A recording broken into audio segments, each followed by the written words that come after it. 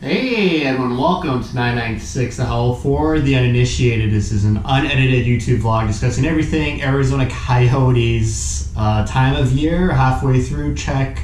Starting goaltender injured, check. Backup goalie injured, check. No goal scoring, check. And Rick Tocchet still coach, check. It's that time of year. Happened almost exactly last season, about halfway through the season.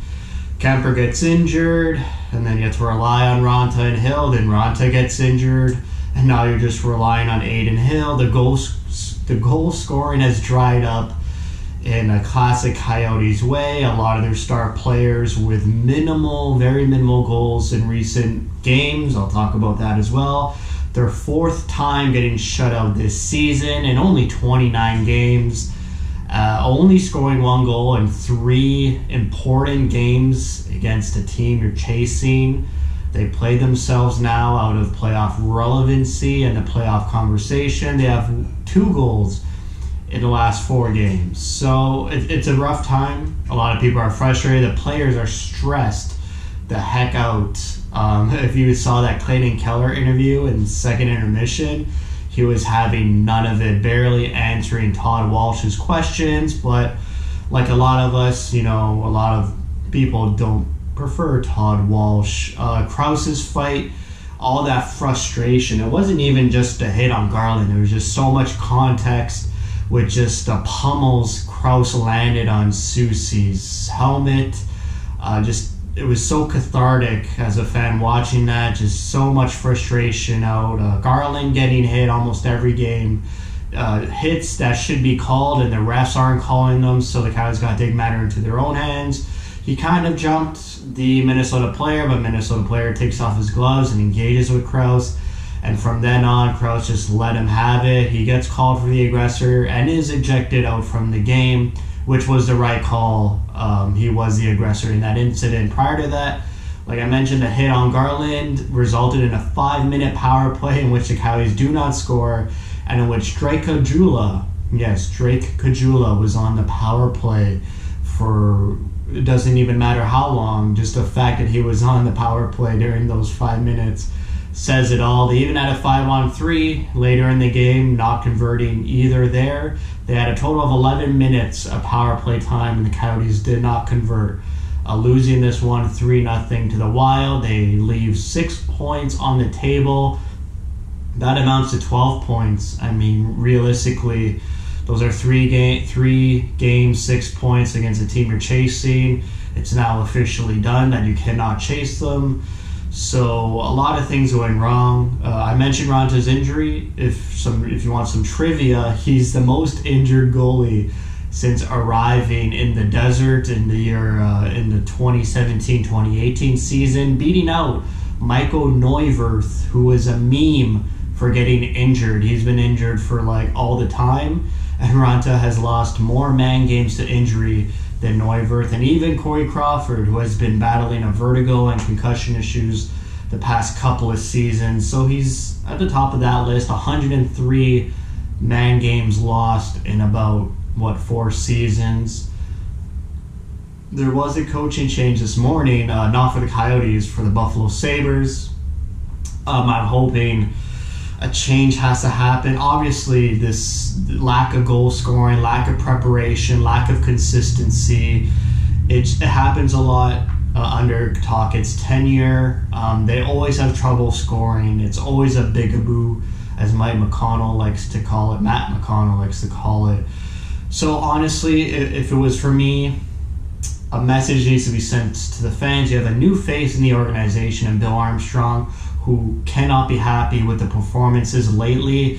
For the past 14 games, it's been 14 games since the St. Louis Blues series, and there's been so many downward trends, so many bad habits that haven't been rectified, and the Coyotes haven't managed to just get out of this bottomless pit and play good hockey like they were against the St. Louis Blues, which is now 14 games in the past.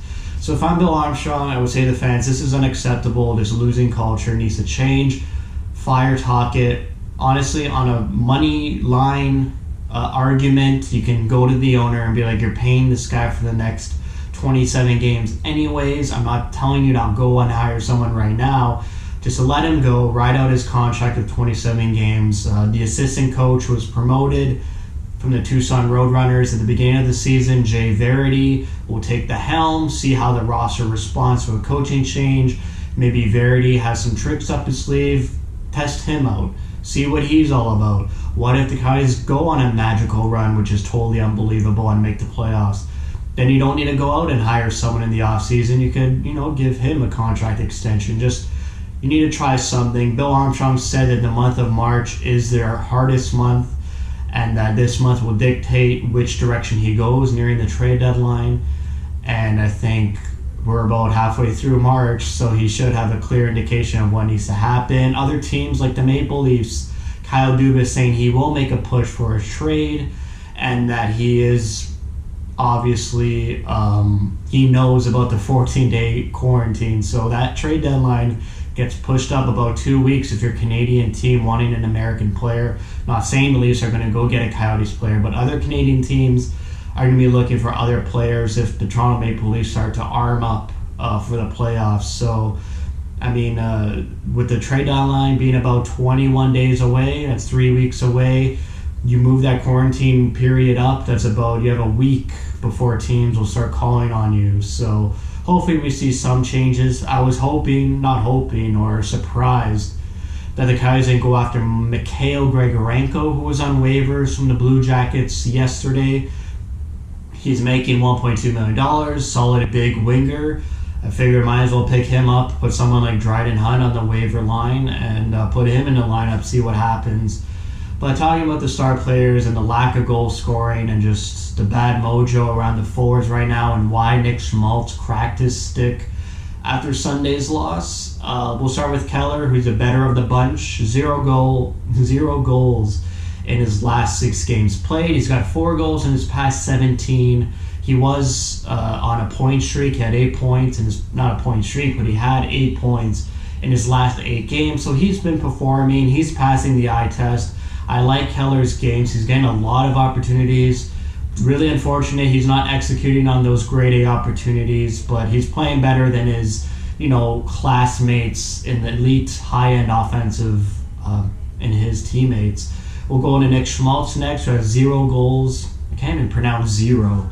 0 goals in 7 games played, 2 goals in his last 17. Abysmal numbers there. We'll go to Garland, 0 goals in his last 5 games, 2 goals in his last 14 games. Dreadful. And then Dvorak, 0 goals in his last 11 and 2 goals in his last 17. So if you look at the past, 15, 17 games, their star players are not performing at all. Who went out on hot starts.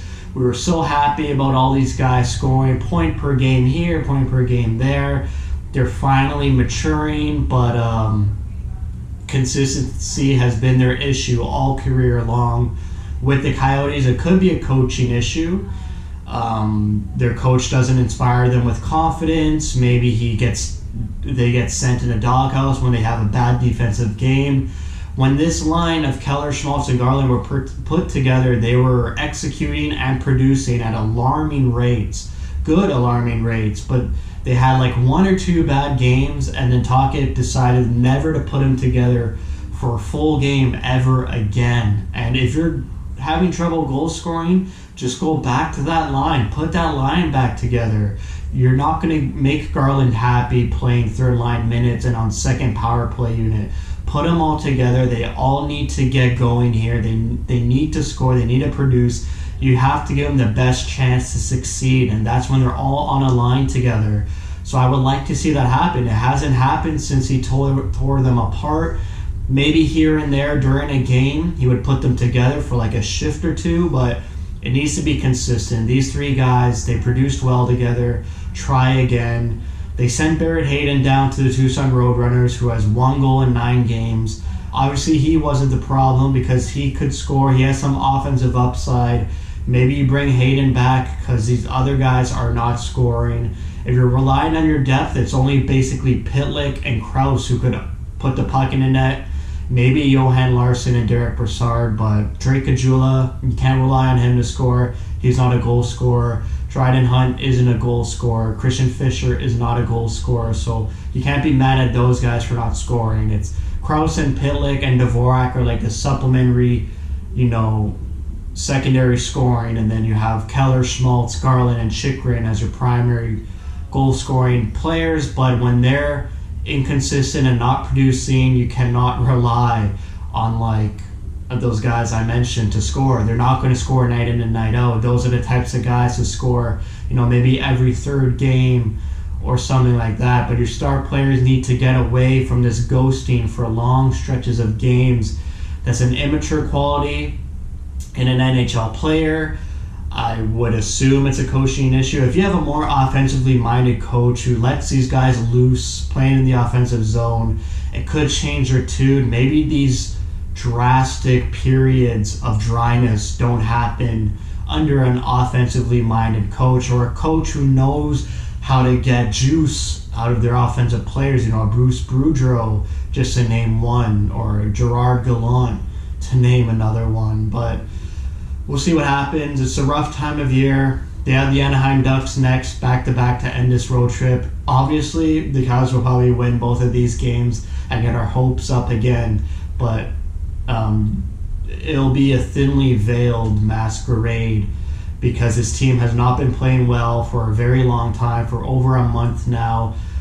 There's bad parts of their game that they're not fixing, and it's going to be a rough end to this season. Especially with Kemper and Ronta out. You can't rely on Aiden Hill because he's bound to let in a softie once a game. Just like last night, that Zuccarello second goal, that was poor. It broke the wind out of the sails on that Coyotes bench. And they got to get together. Not sure what happens. Maybe a couple games against Anaheim Ducks will get their offensive juices flowing, but then they go right back at home against the Avalanche, which will have their number for sure. So that's it for me. Maybe just temper your expectations, change focus, concentrate maybe on some of the value that Bill Armstrong could get out of these veteran players who will not be re-signing with the Coyotes, like a Demers, like a Goligoski. Maybe Phil Kessel's value has increased with scoring 9 goals on this shortened season. So we'll see what happens. And I want to change. I understand if there's no change because the season's a wash anyways. They should not be re-signing Tocchet. So I can handle Tocchet for just 27 games. Just close your eyes, enjoy the ride, maybe get some humor out of it, and take it from there. So that's it for me. Thank you for watching. If you like what you're seeing, spread the word, and thank you for your support.